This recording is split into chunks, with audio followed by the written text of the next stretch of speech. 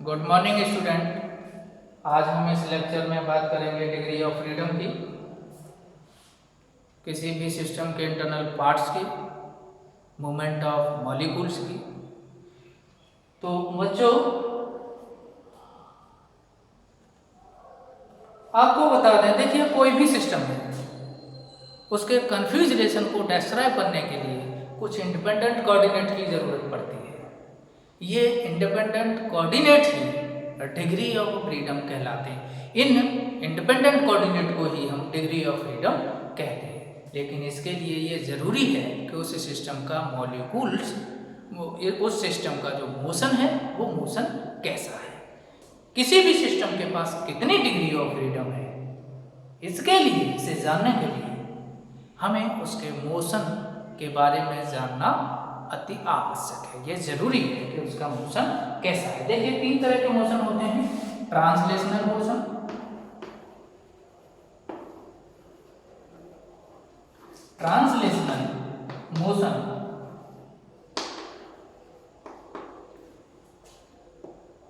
Rotational motion,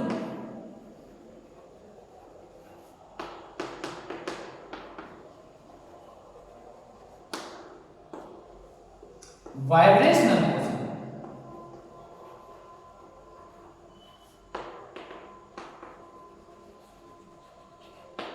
यहां आपको बता दें, ट्रांसलेशनल मोशन का मतलब है कोई भी मॉलिक्यूल से, कोई भी एटम चल फिर सकता है, एक स्थान से दूसरे स्थान तक जा सकता है।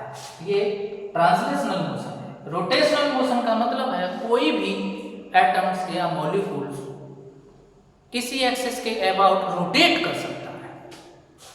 वाइब्रेशनल मोशन का मतलब है कोई भी एटम से, कोई भी मॉलिक्यूल से वाइब्रेट कर सकता है।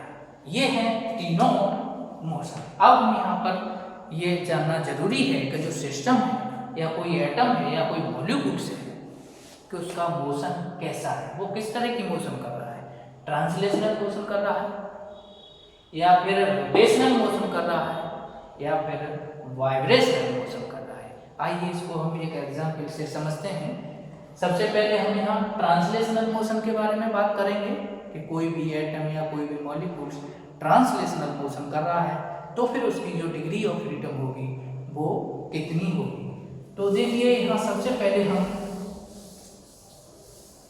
एक कंटेनर लेते हैं जिसमें कोई गैस फिल की गई है। ये कंटेनर है, इसमें गैस फिल की गई है।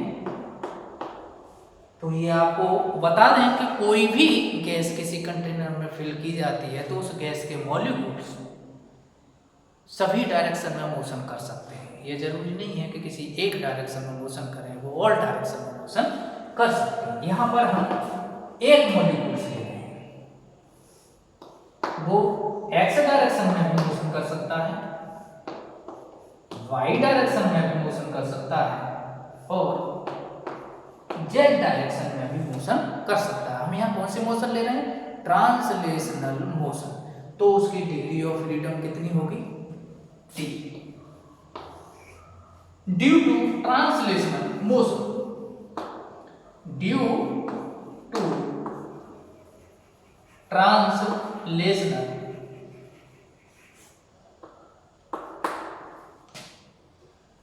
मोशन, ट्रांसलेशनल मोशन के कारण जो उसकी डिग्री ऑफ फ्रीडम कितनी होगी? 3 होगी। लेकिन यहां पर हम ये और बता दें, ये मैक्सिमम है, एक भी हो सकती है, दो भी हो सकती है। कैसे हो सकती है? अब यहां पर हम ये मान लें कि कोई भी एटम है, कोई भी मॉलिक्यूल से अगर उसे ये बाउंड किया गया है कि वो केवल एक स्ट्रेट लाइन पर ही चले, तो उसकी डिग्री ऑफ फ्रीडम कितनी होगी? 1 होगी, ड्यू टू ट्रांसलेशनल मोशन। और यदि किसी एटम को बाउंड किया गया है कि वो केवल एक एरिया में चले, एक सरफेस पर चले, तो उसकी डिग्री ऑफ फ्रीडम होगी 2, ड्यू टू ट्रांसलेशनल मोशन। और अगर वो किसी वॉल्यूम में चलेगा तो उसकी मैक्सिमम जो डिग्री ऑफ फ्रीडम है वो कितनी होगी? 3। तो यहाँ पर ये बच्चों समझ में आ गया कि हम डिग्री ऑफ फ्रीडम को इस तरह से भी बोल सकते हैं कि कोई भी मॉलिक्यूल्स है वो कितने तरीके से मोशन कर रहा है, कितने तरीके से मूवमेंट कर रहा है, उसको कहा जाता है डिग्री ऑफ फ्रीडम। या किसी भी मॉलिक्यूल्स के मोशन करने के तरीके को कहा जाता है डिग्री ऑफ फ्रीडम। क्लियर हुआ? यहां पर जरूरी नहीं कि ट्रांसलेशनल मोशन रोटेशनल भी हो सकती है, वाइब्रेशनल भी हो सकती है। देखिए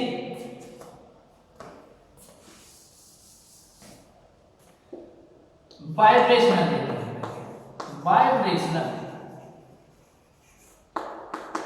मोशन, यहां ध्यान देना यह जरूरी है कि वाइब्रेशनल मोशन में मॉलिक्यूल्स की दोनों एनर्जी होती हैं, काइनेटिक एनर्जी और पोटेंशियल। तो यहां जो डिग्री ऑफ फ्रीडम होगी वो कितनी होगी? 2। एक तो काइनेटिक और एक पोटेंशियल, दोनों एनर्जी, दोनों के कारण जो डिग्री ऑफ फ्रीडम होगी वो कितनी होगी? 2, माइनस 2। अब बात करते हैं rotational. Rotational motion, rotational motion के लिए यह जानना बहुत जरूरी है कि गैस कैसी है, मोनो एटॉमिक है या फिर डाई एटॉमिक है या फिर पॉली एटॉमिक है, यह जरूरी है। अगर गैस मोनो एटॉमिक है तो हो ही नहीं सकता रोटेशनल मोशन, यानी डिग्री ऑफ फ्रीडम नहीं हो सकती, गैस रोटेशनल मोशन नहीं कर सकती। अगर हम बात करें डाई एटॉमिक गैस की, तो यहां इसके कारण जो डिग्री ऑफ फ्रीडम होगी 2 ड्यू टू रोटेशनल मोशन। अगर हम डाई एटॉमिक गैस की बात करते हैं तो डिग्री ऑफ फ्रीडम कितनी होगी? 2 due to rotational motion.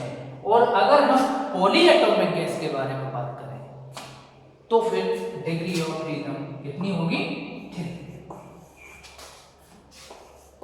For poly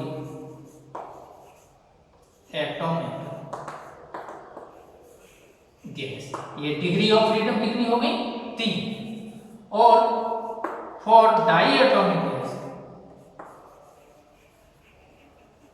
die atomic gas तो डिग्री ऑफ फ्रीडम हो गई 2। लेकिन monoatomic gas due to rotational motion कोई भी डिग्री ऑफ फ्रीडम नहीं। तो यहां पर ये क्लियर हो गया, रोटेशनल मोशन के कारण जो मैक्सिमम डिग्री ऑफ फ्रीडम होगी वो 3 होगी।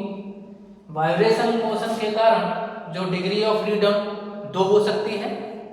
रोटेशनल मोशन के कारण डिग्री ऑफ फ्रीडम 2 भी हो सकती है और 3 भी हो सकती है और नहीं भी हो सकती। ये डिपेंड करता है कि गैस कैसी है। अगर गैस मोनो एटॉमिक है तो डिग्री ऑफ फ्रीडम नहीं होगी। अगर गैस डाई एटॉमिक है तो डिग्री ऑफ फ्रीडम 2 होगी। और यदि गैस पॉली एटॉमिक है तो डिग्री ऑफ फ्रीडम 3 भी हो सकती है ड्यू टू रोटेशनल मोशन। तो अब ये समझ में आया आपके? एक बार फिर हम बता दें कि जो डिग्री ऑफ फ्रीडम है इसके लिए कोई भी मॉलिक्यूल्स है जितने तरीके से मोशन कर सकता है उस तरीके को कहा जाता है डिग्री ऑफ फ्रीडम, या फिर उसके मूवमेंट के तरीके को, मूवमेंट जो करता है उसके तरीके को कहा जाता है डिग्री ऑफ फ्रीडम। यहाँ तो ये गैस के बारे में बात हो गई। अब हम बात करेंगे सॉलिड। तो आइए अब हम यहाँ पर सॉलिड लेते हैं।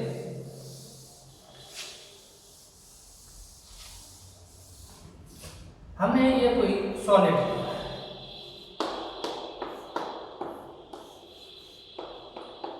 एक ध्यान देना है यहाँ पर कि जो सॉलिड के एटम होते हैं वो बाउंड होते हैं, वो चल फिर नहीं सकते, रोटेट नहीं हो सकते, केवल वाइब्रेट हो सकते हैं। तो यहाँ पर मान लीजिए ट्रांसलेशनल मोशन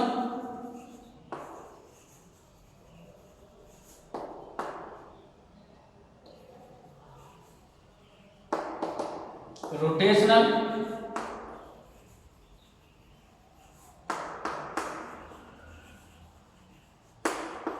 और ये है वाइब्रेशन।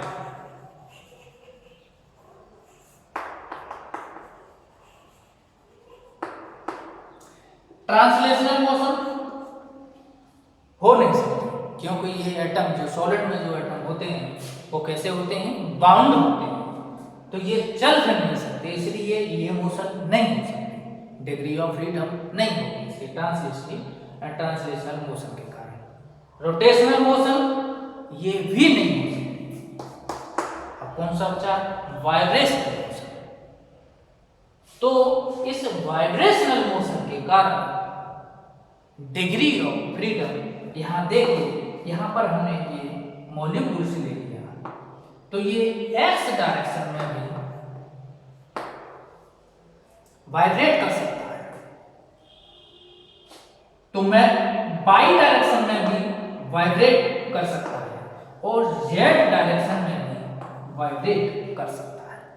तो आपको हम बता दें, इससे पहले जो हमने बताया था कि वाइब्रेशनल मोशन के कारण जो डिग्री ऑफ फ्रीडम मैक्सिमम होती है वो कितनी होती है, 2। तो यहाँ एक्स डायरेक्शन में जो डिग्री ऑफ फ्रीडम के जो तरीके, जो मोशन करने के जो तरीके हैं वो कितने हैं, सॉरी यहाँ पर जो डिग्री ऑफ फ्रीडम है वो कितनी है, 2। एक्स डायरेक्शन में कितनी है, 2, और यहाँ कितनी है, 2।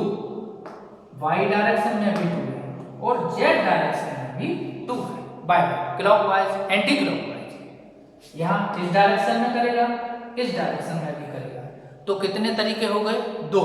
डिग्री ऑफ फ्रीडम कितनी होगी, 2।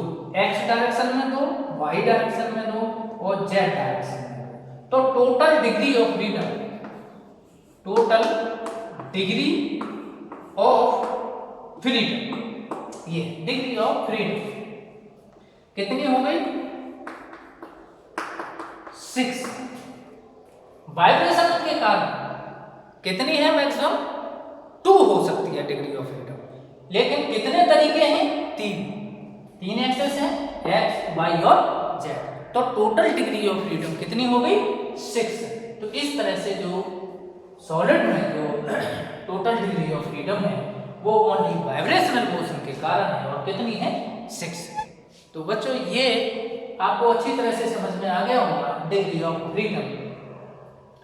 एक बार हम फिर रिपीट कर देते हैं। देखिए कोई भी सिस्टम है उसके कॉन्फ़िगरेशन को डिस्क्राइब करने के लिए कुछ इंडिपेंडेंट कोऑर्डिनेट की जरूरत होती है जिनको डिग्री ऑफ फ्रीडम कहा जाता है। इस तरह से भी कह सकते हैं आप, इस तरह से भी कह सकते हैं कि कोई भी सिस्टम, कोई भी एटम, कोई भी मॉलिक्यूल जितने तरीके से मोशन करता है उसको कहते हैं डिग्री ऑफ फ्रीडम, या फिर जितने तरीके से इंडिपेंडेंटली मूवमेंट करता है या मोशन करता है तो उस तरीके को कहा जाता है डिग्री ऑफ फ्रीडम।